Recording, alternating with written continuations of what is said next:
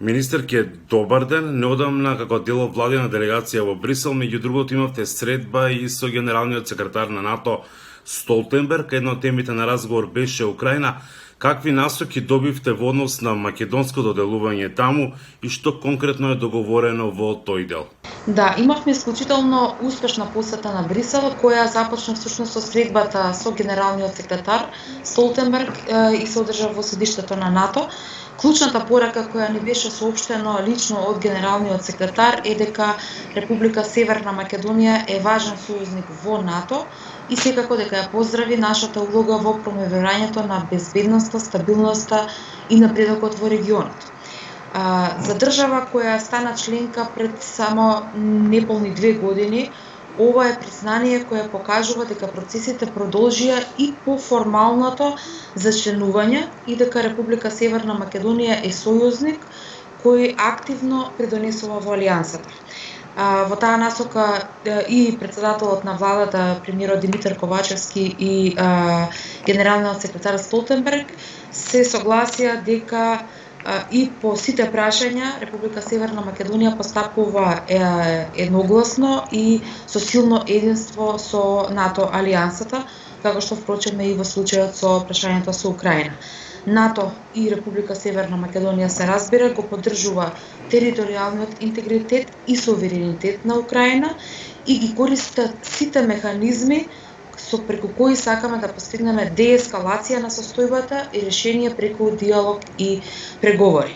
Оно што е исклучително битно е да се потенцира дека Република Северна Македонија како членка на НАТО има подеднакво право на глас, мислење, став и рамноправно учествува во донесувањето на одлуките на алијансата. И од тука во разговорот кој го имавме со генералниот секретар не беше со цел да се споделат инструкции или насоки за делување, туку тоа беше пред се диалог и дискусија на еднакви и рамноправни, дискусија помеѓу генералниот секретар на најмокниот воено-политички сојуз и највисоките представници на владата, на нашата држава. Дали може да го искоментирате распоредувањето на воена опрема и трупи на НАТО во Балтичкиот регион и Бугарија и дали Северна Македонија би била вклучена во некаков план на НАТО? Да, ова распоредување кое го споменавте произлегува од една од основните функции на НАТО алијансата, која се базира на членот 5 од Вашингтонскиот договор, а тоа е колективна одбрана. Нараснатите тензии на источната граница на НАТО наметнуваат мерки на предпазливост и мерки на одвраќање и одбрана, која е добро познатата политика на овој најмоќен воено-политички сојуз.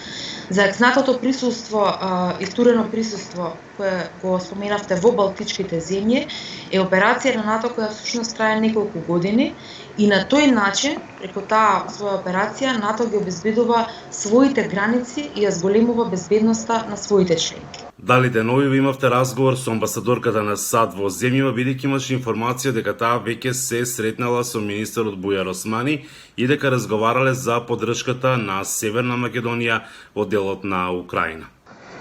Да, таа се сретна со колегата Османи. За жал, јас почетокот на мојот мандат го одбележав со изолацијата неколкудневна заради тоа што бев позитивна на COVID-19 и средбата која однапред претходно имавме договорено, за жал мораше да биде одложена, подоцна не моравме да заминеме и на средбата со генералниот секретар во НАТО, така што средбата со амбасадорката на Соединетите Американски држави ќе се одржи во текот на наредниот период во интерес на информирање на јавноста и медиумите.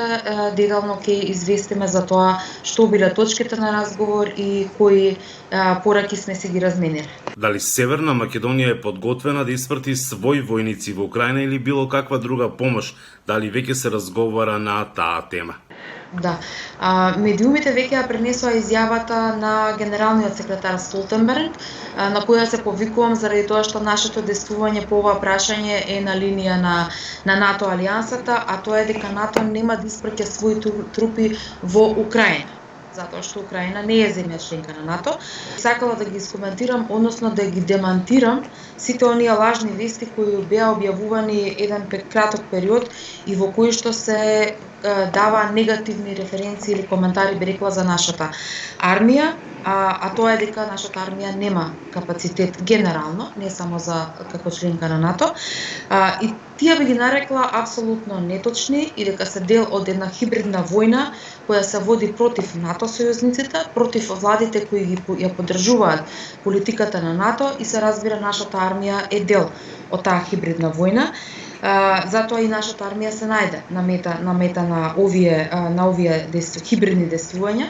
Буџетот на Министерството за одбрана и армијата постојано расте, што всушност исто така расте и процентот на инвестирање во модернизацијата и опремувањето на армијата, што е навистина битен и клучен елемент. И затоа, од една страна, кратко би рекла, имате еден лажен напад за наводно немање капацитет, а од друга страна добиваме честитки од сојузниците за успешно завршена воена интеграција во НАТО за рекордно брзо време. Релевантноста на изворот на информацијата понекогаш е многу побитен, односно секогаш е многу побитен, отколку брзината со која што ќе биде истата споделена. Нашата армија има капацитет и тој капацитет постојано се надоградува во согласно со долгорочните планови за нејзина модернизација. Министерке, да заклучиме, тоа значи дека нашата армија и вие сте подготвени доколку биде побарано нешто од НАТО, од сојузниците, да помогнеме во тој дел. Нашата армија има капацитет да ги извршува своите активности и своите задачи во рамки на НАТО алијансата, а секако секое дополнително нејзино ангажирање ќе биде согласно домашните правила на одлучување. Благодарам за разговорот за Гласот на Америка. Ви благодарам и на вас.